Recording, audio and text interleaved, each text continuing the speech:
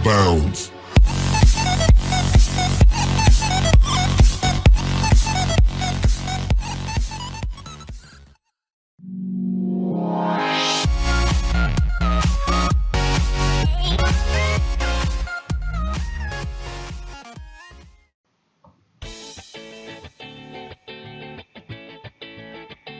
Assalamualaikum warahmatullahi wabarakatuh. Ketemu lagi Ananda semua. Kali ini kita akan membahas tentang penyakit bawaan makanan. Kita akan membahas tentang jenis-jenis penyakit bawaan makanan yang disebabkan oleh virus, bakteri, kuman, dan parasit dan lain sebagainya. Bersama saya di sini Fitri Hayati. Ya, dalam video kali ini kita akan kupas tuntas tentang penyakit bawaan makanan. Apa saja dia? Ayo kita simak sama-sama. Nah,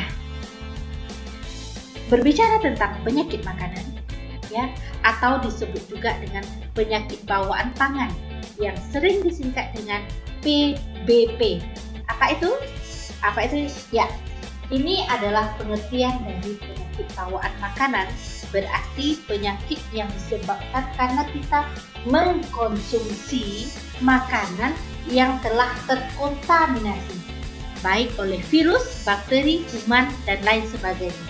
Ini juga nanti akan menyebabkan reaksi alergi, di mana makanan sebagai pembawa zat alergennya.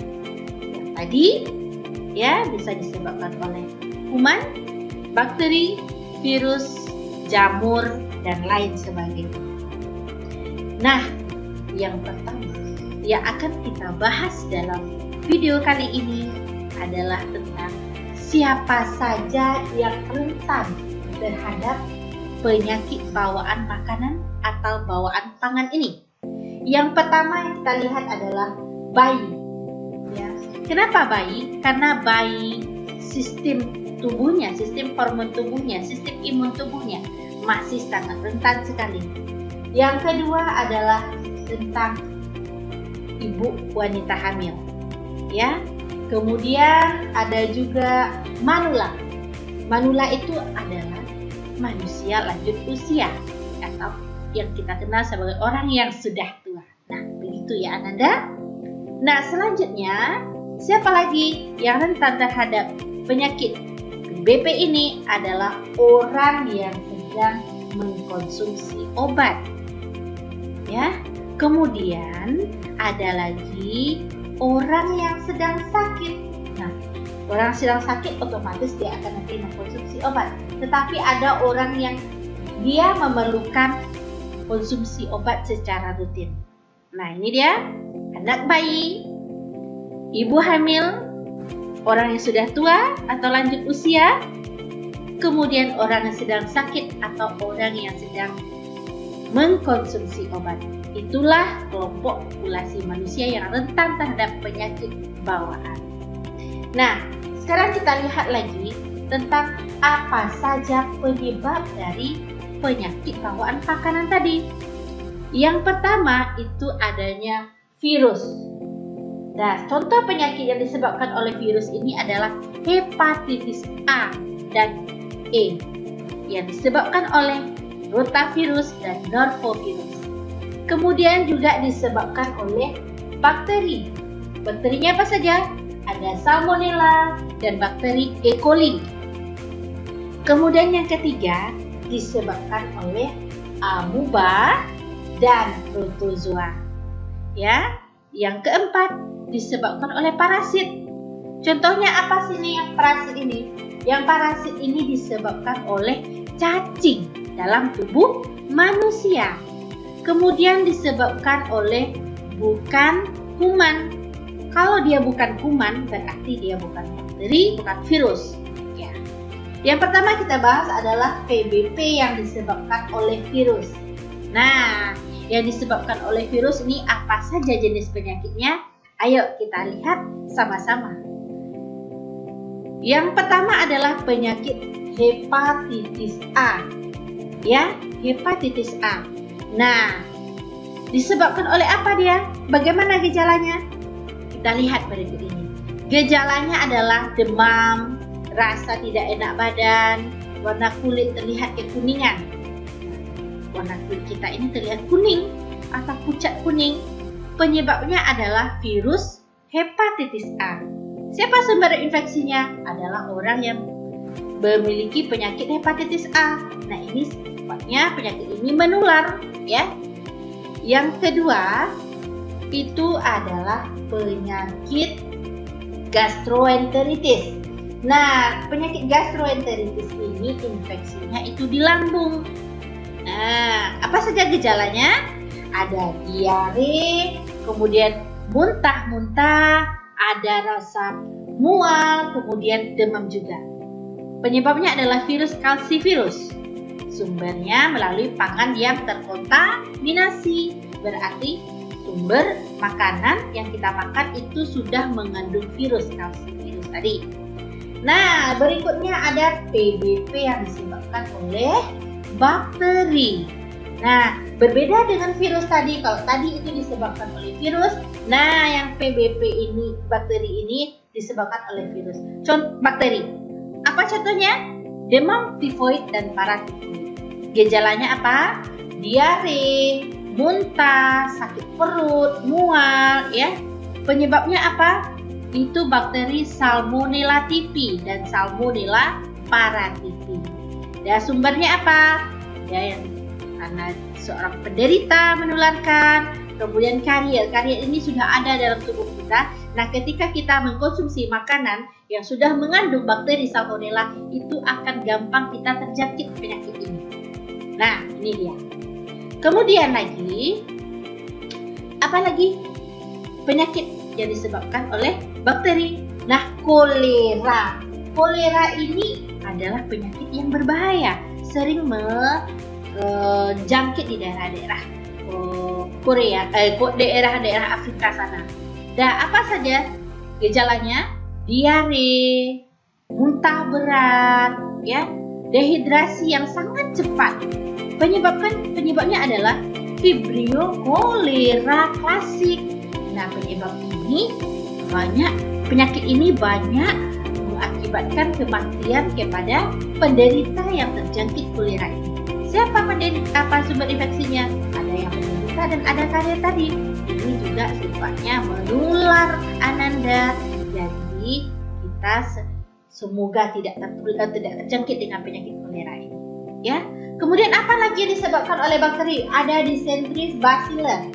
Nah, ini Dysentery bacillus ini juga disebabkan oleh bakteri. Bagaimana dengan gejalanya? Ada diare, ada demam, serta sakit perut. Perut kita terasa mules. Penyebabnya apa? Adalah ada bakteri Genusibilla, Dysentery type A.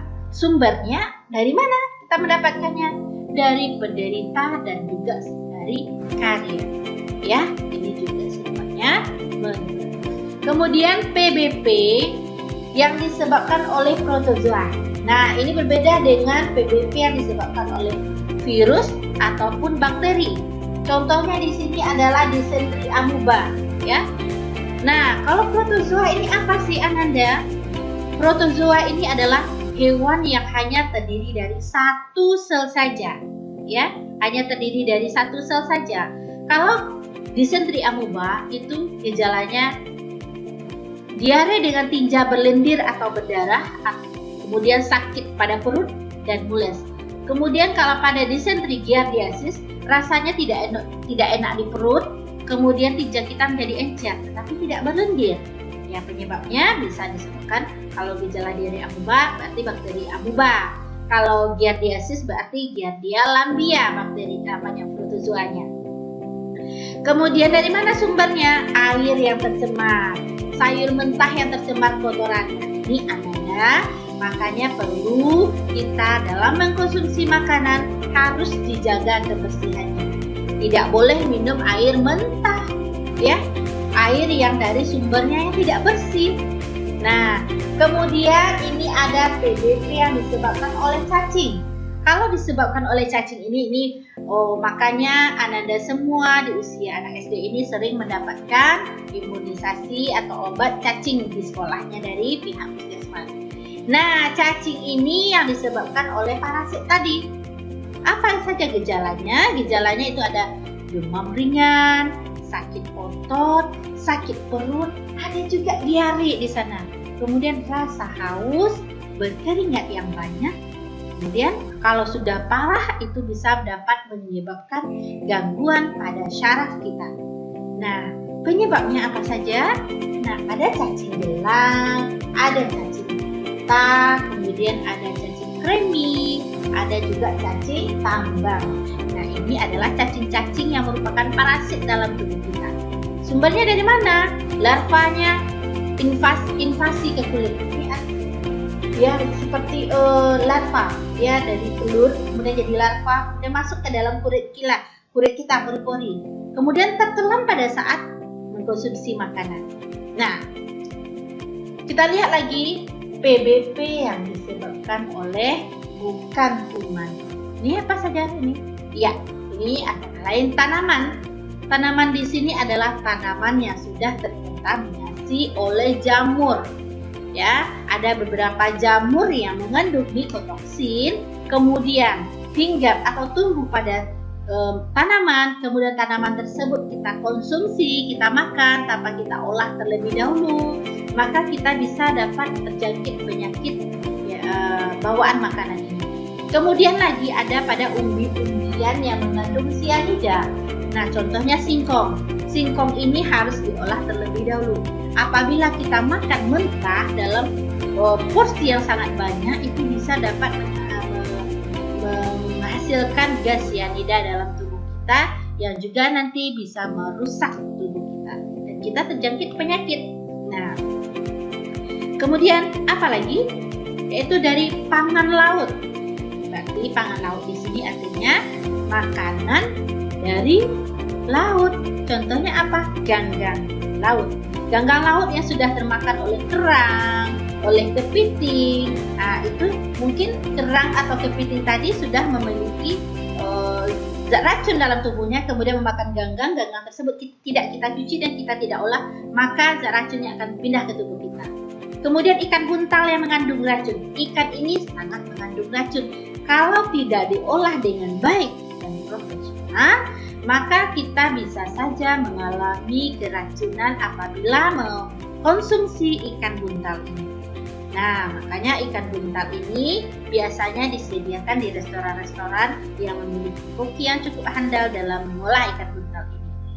Kemudian apa saja lagi? Ada zat kimia dalam bahan makanan. Contohnya di sini ada makanan kaleng. Berarti kalau makanan kaleng di sini mengandung bahan pengawet. Kalau bahan pengawet ini, ya, makanan yang mengandung bahan pengawet kita konsumsi secara terus-menerus akan merusak tubuh kita. Kemudian kita lihat ada makanan yang berwarna-warni ini. Ini Ananda semua pasti sangat suka sekali. Nah, ini berarti makanannya memiliki pewarna buatan. Nah, supaya warnanya lebih terang, lebih asyik ketika Ananda membelinya sehingga tertarik. Kemudian ada lagi zat penyedap makanan. Nah, ini seperti banyak ya jenis-jenis penyedap makanan ini yang mengandung MSG. Apabila kita konsumsi secara terus-menerus, kemudian dalam jumlah yang banyak, maka dalam jangka waktu yang panjang akan mengakibatkan penyakit dan menghasilkan racun di tubuh kita. Nah, dari sekian banyak penyakit, bagaimana sih cara kita melakukan pencegahan terhadap penyakit bawaan makanan ini? Yang pertama tentunya kita harus mencuci tangan yang benar dan menjaga kebersihan pribadi. Apakah tangan kita, kemudian alat makanan kita, kemudian menyimpan makanan di tempat yang bersih dan aman. Nah, misalnya kita menyimpannya di kulkas, sehingga di dalam kulkas dengan suhu tertentu itu bakteri ataupun zat-zat lainnya yang bisa merusak makanan atau meracuni makanan tidak dapat berkembang biak. Kemudian juga mengkonsumsi air yang bersih dan sudah dimasak. Ingat tadi ada salah satu penyakit yang disebabkan apabila mengkonsumsi air yang sudah tercemar. Kemudian kita harus mencuci buah-buahan dan sayuran sebelum dikonsumsi. Kemudian setelah dicuci, kemudian kita memasaknya sampai matang dengan sempurna. Ini terlebih lagi untuk ketika kita memasak atau mengkonsumsi daging, harus dengan matang sempurna. Apabila ada bakteri di dalam makanan tersebut atau cacing dalam makanan tersebut, apabila sudah kita masak dengan sempurna, maka bakteri dan cacingnya akan mati di suhu yang 100 derajat Celcius. Nah, itulah Ananda, kita belajar tentang penyakit bawaan makanan. Nah, ini semuanya pada dasarnya ciri-cirinya sama, ada diare, tinja, kita cair. Nah, ini ketika kita cekkan ke labor, maka kita akan tahu ini penyakit kita ini disebabkan bakteri kah, disebabkan virus kah, protozoa kah, atau parasit kah. Nah, intinya Ananda di sini kita harus menjaga kebersihan diri kita agar kita terhindar dari berbagai macam ya. Demikianlah pembelajaran kali ini. Assalamualaikum warahmatullahi wabarakatuh.